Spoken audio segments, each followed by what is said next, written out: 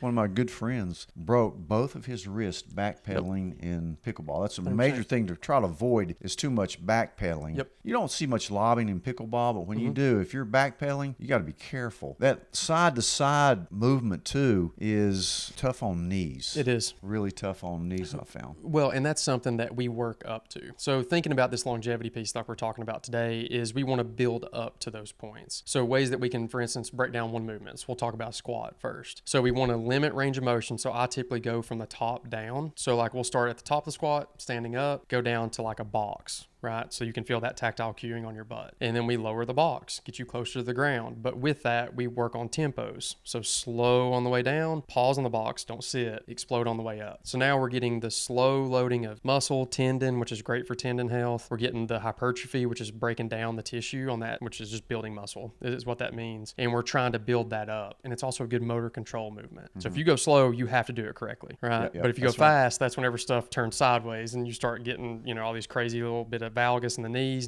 going in, and it's when you get hurt. So then we move that further. We'll go full range. Then we'll start loading it up a little bit more. Maybe we'll move to a deadlift for more hip hinge and posterior chain. So we've got kind of big buckets that we work with as far as longevity goes, as far as movements.